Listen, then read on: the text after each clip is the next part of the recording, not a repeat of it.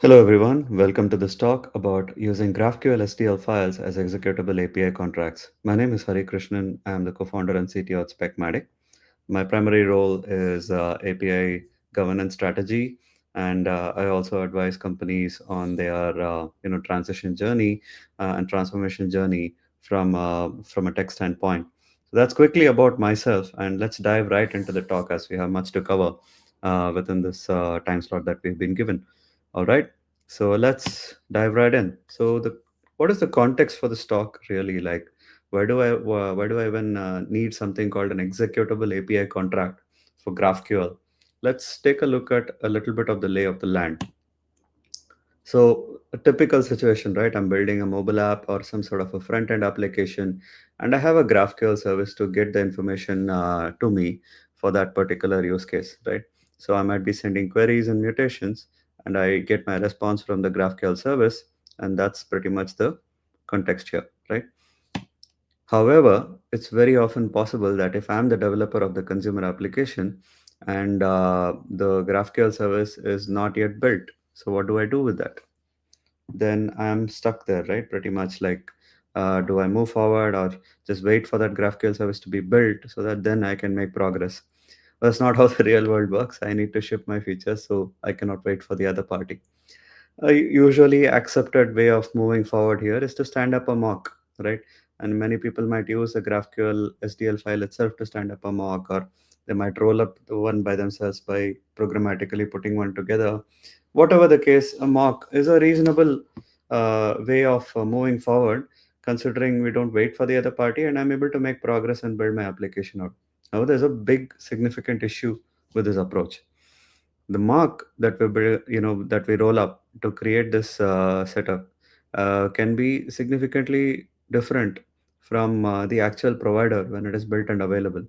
So when its mark is not truly representative, what will happen is that when you try to deploy the service or consumer application with the actual provider, you'll have a ton of integration issues. So for example, in the front end, I may be thinking that I send a query where the page size is an integer, and the server is expecting that the page size is mandatory. I'm thinking the page size is optional, but the server thinks that the page size is mandatory, right? So obviously, if I send in the mock setup, I might have never sent page size and made that would have still work. But now when I go to the production or even integration environment, I'll find that this is not working, right? Worse, even like, when this response is coming from the GraphQL service, it may be giving me a couple of items in a certain data type saying there's a string, inventory is also a string for whatever reason, but I'm expecting an integer, and both of these are like, mandatory. I cannot have them like null, right? So how do I move with this setup? So this is broken integration, correct? And this integration breakage is not identified very easily. Where do you think you find them? Certainly not on local machine, right? That's the whole point, because I'm using a mock on the consumer side. So obviously I don't have the real provider to play with, and which means I don't find it on my local machine. Will I find it on my CI? Certainly not. Again, unit testing is purpose is not that. And even if I'm component testing in my CI, I'll still be isolated, right? I'm not waiting for the provider to give me the service. So I'm continuing to use my mock. And likewise, the same story for provider. The provider is oblivious to the fact that the consumer may be on a different track and they are completely isolated. They are in their own world, and they are also component testing the GraphQL service and happy with it, right? Problem arises when you push these two components, the consumer and the provider, to an integration testing environment. And when you do so, you realize there is a bug, right? And when there are bugs like this at integration environment, it can compromise the entire environment also. By which I mean, right now we're talking about only two services, two components, right? A consumer and a provider. But any reasonably sized organization will have a collection of services, right? And micro front ends, which all need to come together to get the features to ship. Now, if even two of these are not in good terms with each other, the entire environment might be compromised. So even though other features may be working, we may be unable to test them and push them forward to production, mainly causing the path to production be obstructed. And that's a very bad place to be in. And that's where finding these issues late in the cycle can also be expensive. Because now we found the issue in integration testing, which means now I have to go back to the developer and get it fixed, either from the consumer side or the provider side. resolve it, and come back all over again. So that's where late identification of the issue is always expensive and effort intensive. That's what's represented by the crimson shade in the heat map at the bottom of this diagram. What we'd like to do is identify such issues on the left hand side, the shift left, this identification of compatibility, contract compatibility problems, right? That's exactly the problem statement. I hope all of you are with me so far. Let's understand how we can achieve this. So, enough with slides. Let's look at a live demo in terms of how we can use a GraphQL SDL file to verify that indeed the application which is being built is according to the schema definition language, right? Now, why is this important? Obviously, the same thing which we saw in the diagram, right? We don't want the provider implementation to deviate from the SDL because everyone's depending on that GraphQL SDL, correct? So let's see how we want to do that. So before we actually do the demo itself, just so you have a frame of reference, there are three components here. There's a front end talking to a GraphQL backend for front end, for example. The BFF service then talks to a REST service, aggregates maybe information, and then gives it to the front end. Now, typically, that's a query mutation, then that results in a request, and that when the response comes from the server, it is processed to whatever has been queried from the front end returned. Now, for this setup, let's say my focus right now is to test this GraphQL service. This is my system under test. Now, if I'm testing this particular piece, the front end is my consumer and the back end, this is my dependency. Now, how do I set this up in my test environment? For that, first things first, the interaction between the front end and the GraphQL service is governed by a GraphQL SDL file, which is very obvious.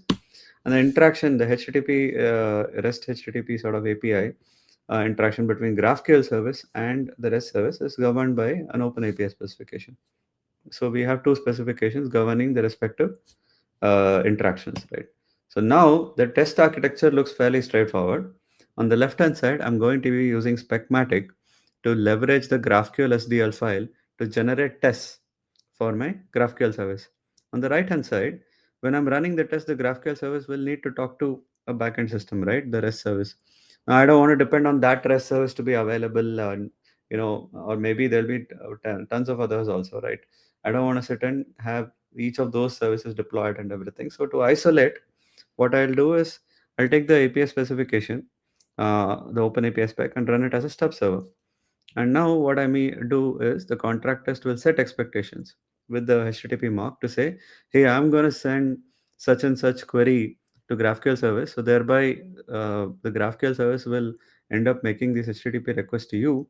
I want you to anticipate these requests. And for these requests, here are the responses that you're supposed to return. Typical mock setup, right? Anyone's used a mock programmatically or otherwise, it's very, very familiar. So now when Specmatic fires requests like queries and mutations basis the GraphQL SDL file, now GraphQL SDL service itself is none the wiser that it's actually talking to a mock. For as far as it is concerned, it will send an HTTP request to the mock server thinking it's talking to the dependency and the REST service. And when the response comes back, it will treat it as such, modify whatever needs to be done, and then gives the response to the GraphQL contract test, which Specmatic is running. The response is verified as per the SDL file and made sure that this is indeed sticking to the GraphQL setup. Okay. So now with this picture in mind, let's dive right in into the demo. Okay. So what I have here is a contract test. As you can see, it's called Specmatic GraphQL contract test. Again, I'm using a Kotlin and Spring Boot application to implement it, and thereby I'm using the wrappers and convenience that Specmatic is giving me here. But technically, Specmatic is just an executable. You can run the contract test even from a CLI. But just for the convenience of it, let me run it from here. So I have only a setup and a teardown, right?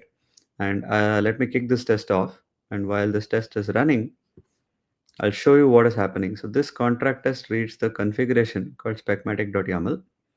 And the specmatic.yaml provides two things, right? One, it says that here is the location of all my API specifications. It's a Git repository. I'll come to that, why we need a Git repository to pull the API specifications from. You could pull it from your local file system if you want to. And then you see these two words, provides and consumes. So if you'll remember the diagram on the left-hand side, The GraphQL service itself was saying that I expose a GraphQL interface. So thereby I provide a GraphQL interface. And that's what we are referring to, that there is an STL file. And this STL file is what I expose to people. And that is coming under provides, right? And consumes is another section. It says like I consume an HTTP service. The GraphQL service itself was talking to a REST endpoint, right? So that API specification, Open API specification, is listed under the consume section. Now, just basis this, we have at least 3 tests that got generated. Okay. Now, how did this come about? I only have a setup under teardown. I don't have tests in between. Now, where did these tests come from? So let's understand this. Let's take the first test. It says find available products scenario. It's a query, and then there is an example saying find available products again. So let's see what this is trying to do. Here is the query being sent out by Specmatic. It's posting to localhost 8080. And once the query is sent, there's a response from the server. And that server response is being validated to see if it is correct. Now, how did this get generated? Let's dig a little deeper. I remember that I had mentioned that the GraphQL SDL file is being provided, I mean, set up under the provide section. Let me go and open that. And I think now it should look familiar to you, because now you will see that there is indeed a query, find available products. And there is an example also for this particular query, an external example file, which indeed has the same data. And basis this data, it's being verified. Correct. Now, what about the remaining two? Again, nothing much to really think through here, because right now you know what's happening. Basis each of these operations defined, the queries and mutations defined in the GraphQL SDL file, Specmatic has generated 1 test each, and for each of this we have examples also, external examples, which we are using as the test data, and we're firing at it at the application. So far so good. I suppose this makes sense, right? So now, like, tests are passing, that's okay. That's not like the most impressive piece, right? What I want to know is like what happens. Let's say I'm a new engineer on this particular team, right? And for whatever reason, on day one of the job, I believe that I need not have this one of these things, right? Let's say find offers for date. I'll knock off this operation. I'll run the test. Now, what do you anticipate will happen? Ideally speaking, the whole purpose of this exercise, using a GraphQL SDL file to generate tests on the fly and hit the application, is to make sure that the application is adhering to that SDL, correct? So now if I'm not exposing all the operations that are listed there, ideally the test should fail, which it does. Okay. And precisely so. So I tried to send the query, and obviously the query came back with a response saying, this was not declared. So obviously the test failed. Let me undo this, and now it will pass. Again, this is also fairly like not even scratching the surface, is my opinion. That we can do a lot better than this. Let's actually think about issues that can happen when the GraphQL SDL file itself proliferates in various ways, right? So, for example, we might have agreed on an SDL file. I have one copy as a consumer, which I'm using for mocking, and let's say the server is using another copy, and they may have changed it, or maybe they have a stale version of it.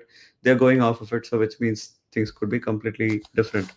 So how do I verify everything is fine? Let's go a lot more thorough with the testing now. So in this specmatic.yaml, so far only I showed you this much sections, right?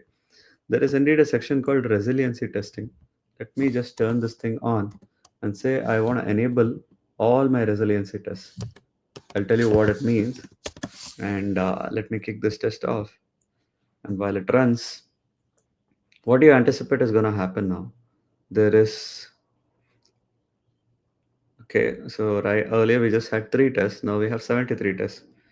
And that's quite a bit. Where did all of this come from? First things first, let's understand the naming convention, how it has changed. Earlier we had it's the test name starting with scenario. Now we have a test name starting with something called a positive. And we also have negative. Some of the tests that have failed have actually they are the negative scenarios. And wherever you see negative, right, you notice that there is a statement called in the name itself. New product name, string mutated to null. Okay, what does that mean? Basically, what it's saying is here is my GraphQL SDL file, and for new product, this is the argument, and here is the name, and the string is non-nullable according to the API specification. But I'm going and doing making it nullable. So what Specmatic did here is basically it uh, willingly generated a spurious input, pushed it to the application to see if the application actually caught that, and it should have thrown an error. But in this case, what happened? The application accepted the input. Let's look at this. Here is the mutation. I'm sending my name as the null for this particular creation of the product, and it got accepted, and the data got created with name being empty. Now that's the data corruption issue, right? Now, why did this application accept it? It's not supposed to do that. Correct? It should have validated for this and caught it and prevented the user from doing this. This is a problem, right? And this sort of testing is called negative testing. Negative testing is you willingly send a spurious input and you expect the response to be an error, right? But if the application quietly accepts the information and gives you, this is all great, then obviously the test will fail. Now, we are taking a little bit of inspiration from property-based testing and mutation testing, both of which concepts like is very, very beautiful testing concepts, which I would encourage you to go and read up on.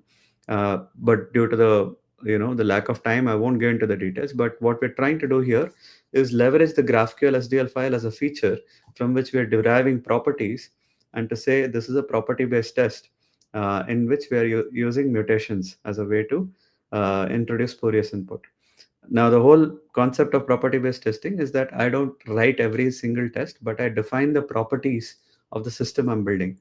And the definition is what better than your GraphQL STL file. So it's imperative that this is what I have mentioned that, should be the behavior of the application. Now, Specmatic is smart enough to figure out how I can write tests to identify what's within the boundary and what's around the boundary and make sure the application actually fits the bill. Now, why did this issue happen? Let's try and fix it. So, looks like what's happened, this team, they have their own copy of GraphQL file, like I said, right?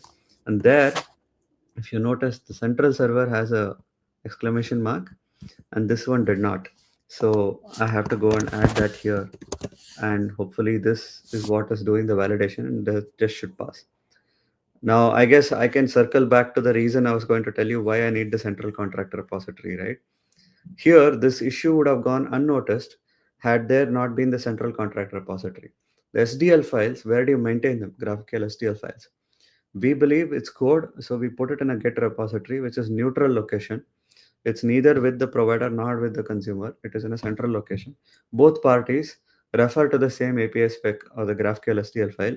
Thereby, if someone is using it, they are working off of the same agreed contract with the other party, right? So this is what I mean by saying an executable contract is what we have just seen. So hopefully that made sense. So to recap, we've been able to generate tests on the fly purely based on the GraphQL SDL file. And as you noticed, I do not have a suite that is generated as code which I need to maintain or anything. The entire suite of tests is generated on the fly and it runs on the fly. As the SDL file changes, these tests will react immediately. So I don't need to maintain anything. It's free tests. Who doesn't want free tests, right? Okay. So, all right, let's move forward with the slides now. Let me go into presentation mode again. We saw this. We saw the live demo of contract tests. And now let's look at GraphQL as an executable API contract. So we saw one side of this equation, right? We gave the GraphQL STL file to Specmatic, and Specmatic ran it as a contract test against the provider. Now, what is the flip side of this coin? The consumer application, let's say the mobile or the web application we're building, also needs to have service virtualization capabilities, right? So what we're going to do is use the GraphQL service as a mock, right? So let me go and show you a quick demo of how we can use the GraphQL service for a mocking purpose, right? Let me quickly open up my cursor and show you what's going on.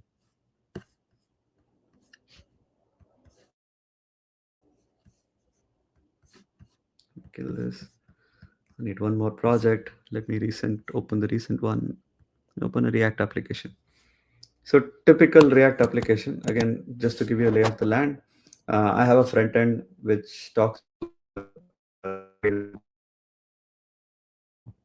the application itself. Like the front end application is there's a React UI piece, and there's an Apollo client which then talks to the GraphQL service. And then the GraphQL service comes back and goes to the React UI. The React UI is loaded into the embedded web of the mobile application, right? So it's basically an embedded web application within which is run using React and Apollo.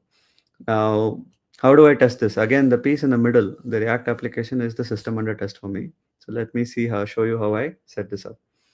So I have front end, and which means I can verify the React application using Jest or any other framework of your choice. Here it's just a UI testing, right? For the mocking purpose, earlier you remember that Specmatic, I was using it for running it as a contract test against the service, correct?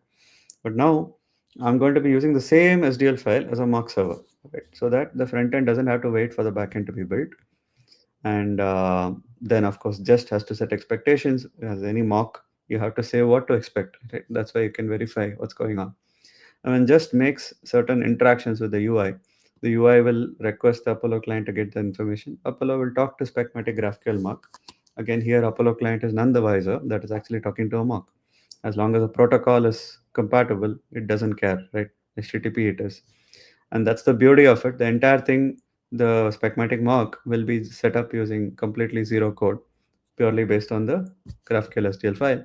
And then the response comes back and just will assert whether the React UI is behaving according to what it's looking for. So for this setup, let's go into the live demo of what is going on. So first things first. Right? So in this, I have to show you that there is a specmatic.yaml in the React application also.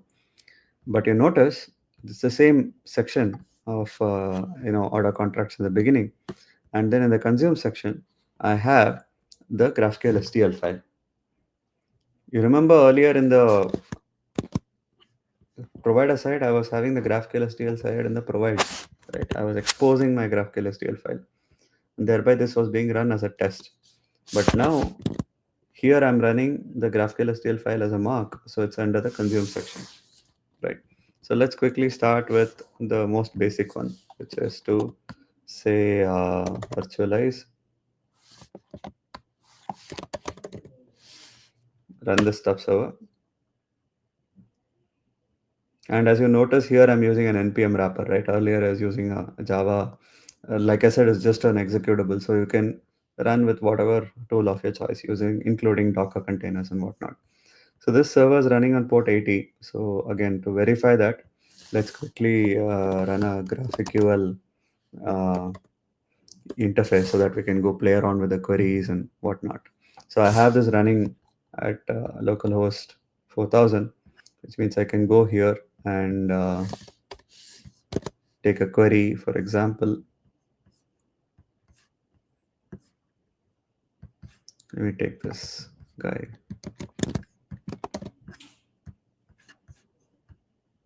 And I get a response back. So again, obviously, this is basis the example files, right? Like what we were using there in the test also, we're using examples as a way of test data, and here we're using it as mock data. So I'm just showing you that this is possible. And there's one more curious thing I want to show you. So I will, what we can do further is with a mock server, you can do stuff like delay in milliseconds. And I can say that it's 5-second delay. Let me quickly reboot my server.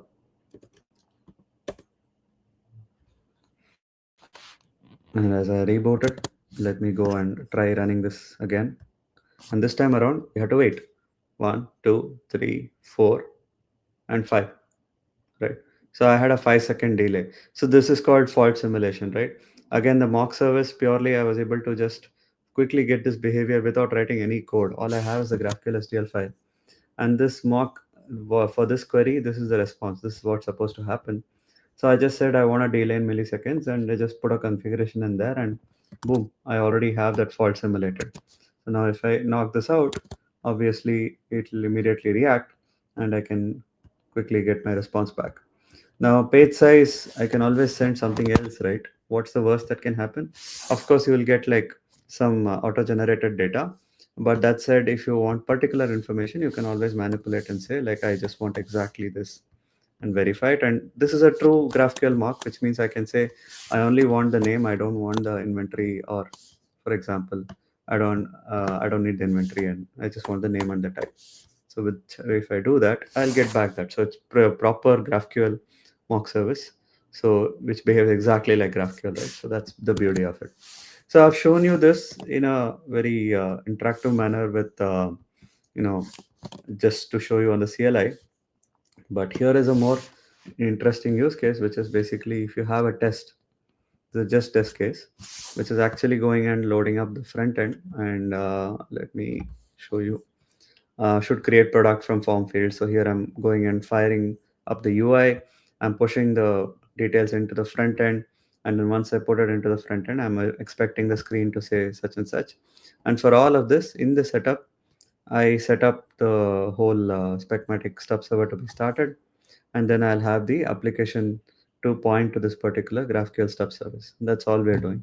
And with that, I should be able to run the test and have the front end pass. None of this I'm writing any code for the mock itself, right? It's just the GraphQL SDL file, which I mentioned in specmatic.yaml, and that's the end of it, right? So I'm gonna run that, and it's a typical just application, just test with npm and run the test and see what it does. So there you go. That's the front end application itself. While we wait for it, I'll quickly do a recap for you that we've been now able to independently verify the front end application instead of waiting for the backend to be built and move forward from there. Okay, so I think again we're running short of time, so let me quickly move forward. Let's talk about something more important. So recap so far, we took an API specification, the GraphQL SD file, generated tests out of it on the fly for free. We didn't write any code. Likewise, we generated a mock server again for free, no code written basically off of SDL, and we made sure the SDL file is coming off of the same source of truth, right? So that people don't deviate from each other, consumer or provider. Let's talk about API evolution, like backward compatibility, right? Where do you find breaking changes? Most people might say, oh, we find it in staging, or maybe say we find it during development, which is that's the earliest. But I think that's not too early enough already, because even if you're finding issues during development, it means you already missed the opportunity to identify it earlier. Because when I'm in the process of writing new code, I realize that things are broken, backward compatibility is broken, then I have to go back and fix everything. Correct. Now, I've already started the effort of writing code, which means time is wasted. What if I don't have to depend on that? So here's where we have a brilliant idea which we chanced upon and eventually became one of our major features, which is a loop test for backward compatibility. You already know that Specmatic can take a GraphQL SDL file and run it as a mock server. So let's say I have an API specification in SDL file, and I've made some modifications to the SDL file, right? So let's call that as a V2. I'll run that as a mock. I You also know that I can run GraphQL SDL file as a contract test, correct? So if I can run this as a contract test, I can take the older version, the existing current version, the V1 file, and run it as a contract test against this. So basically, if both of the all the tests pass against the new mock, which means everything is backward compatible. Now I'll let that idea sink in for a bit.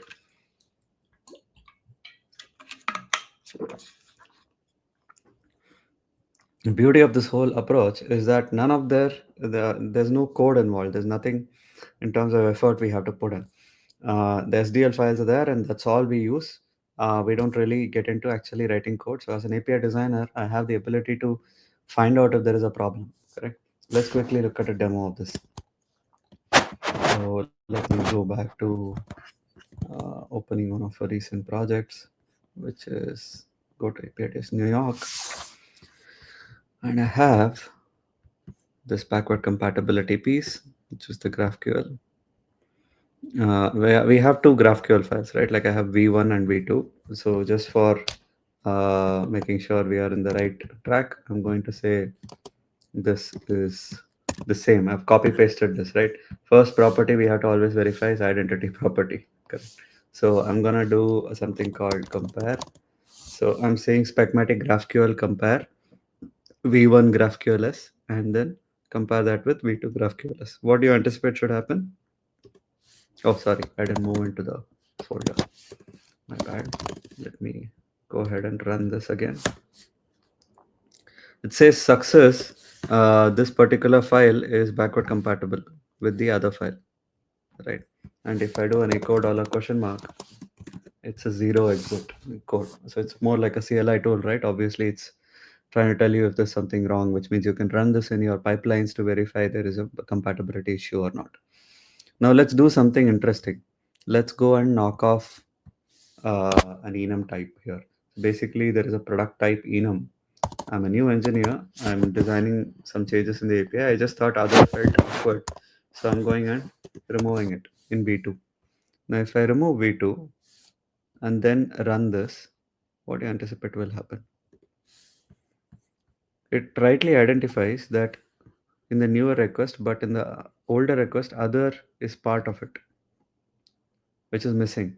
This type of change in an API definition is called a contraction, correct? If the earlier provider was accepting more information and then I reduce that to say this is all you can send, then the consumers who are used to that sending the larger amount of information are now not in a position to do so, correct? And that causes a problem, and which is why it's called a contraction. The contraction is a type of backward compatibility breakage which we cannot have, correct? So let me go ahead and undo that. And here, let me also show you echo dollar question mark. It's a non-zero exit code, so which means it rightly identified the issue. So now I have done this, and yeah, you're back to success. So we can get into more details, and again, if I'll be happy to engage with you one-on-one to give you more details on what all further things which we do on API backward compatibility testing. But I'll leave it at that. In the interest of time, let me quickly finish off the rest of what we have. So we did three things now, which is contract testing based on GraphQL SDL file, mocking based on GraphQL SDL file, and backward compatibility checks based on GraphQL SDL file. Now, all of this is just done with the API spec without any code, which is why we say the approach is a no code approach, right? As us engineers are burdened with a lot of work to be done, I don't want to put more on their plates to say learn this new DSL or learn this new language or learn this new skill. You already have the API specifications. We believe it's important that developers were able to leverage these API specifications to their advantage. So let's look at what contract driven development is in a nutshell. It's API governance, right? We look at API design as a collaborative effort, right? It's not about the tooling, like all of that which I've spoken about. It is a aid to make sure that the team comes together in the right way. So if you have API consumers and providers, we have architects, we have API security SecOps, we have operations, a ton of other people who make a contribution in order to get the API live and working, right? Now, all of their agreements are usually not very strongly documented. We usually have some mails floating around or Word document. Not that these things don't hold, but there is a lot left to ambiguity and interpretation, which is where we believe these agreements are captured in an API specification. Now, this talk is a GraphQL talk, so I'm talking about GraphQL SDL files. But let's say for REST, you use OpenAPI. For your event-driven architecture, you use Async API. Of your GraphQL, gRPC, you use your proto files, and for SOAP, you can use your WSDL files, and so on and so forth, right? I don't really have to go into the details. What I'm trying to call out is the agreements between all API, the people who are building the API together, all the engineers. The agreement should be in an API specification, which means then we can govern the interaction between components that are built basis the API specification using what I just showed you, right? The tooling. Now, if I take this forward, the API design first approach, if you take the spec, where do you keep this, right? And like I already said, we don't want various versions of it floating around. one of the most simple approaches which we found out is to keep it in a Git repository. It's code, and we are all very familiar with GitOps. So why reinvent the wheel by saying there's a new server where you have to put it? So you can put it in a Git repo, which means you can have a PR process to send it in, right? So obviously you can do linting with Spectral and whatnot.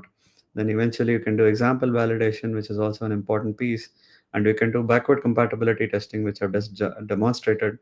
The newer version could be in the PR, the older version is in the mainline branch. You verify those two, say if you're good to merge, or if you need to do a version bump. Then you have a committee-based review of specialists for that particular change, and it ends up in the central contract repo. Now, if once you have it in the central repo, you can ship the specifications to wherever you need them, right? You can put this in your API developer portal and whatnot because it's all fully verified. Then feed that to Specmatic, which means now, as a consumer, I can use this for service virtualization, and as a provider, I can use this for contract testing, right? Again, I'm running short of time, so I'm moving fast here. The consumer and provider can independently move forward with the testing. The consumer uses it for mocking, and the provider uses it for generating contract tests, both on the local environment and in the CI. Correct. And they are all isolated so far. The beauty of it is they never have to talk to each other because Specmatic makes sure that they are integrated, and keeping them honest to it using the API specification, which is the GraphQL SDL file here. So thereby, when you push this to integration testing, again, calling back the memory to the earlier slide, right, where we saw that we go to integration and we find issues. Now we don't have to be worried about that. Now you go to integration, you can be pretty confident that I have adhered to my side of the equation by following the API spec, which means it's going to be well integrated, which means you have a clear path to production, and thereby you're able to shift left all the way to API design phase. Any contract compatibility issues you find, then your developer experience is significantly improved. As you saw, I don't have to write any code, but I have free tests and I have free mocking capability, and I'm always kept honest to that API specification. So I have feedback, so I don't have to be worried that am I using the right version of the spec. It's all coming from the central repository. And this means parallel development means you can ship features quicker to market and businesses love it. And that's exactly what it's supposed to be, right? A microservice is supposed to be able to independently build, deploy with confidence.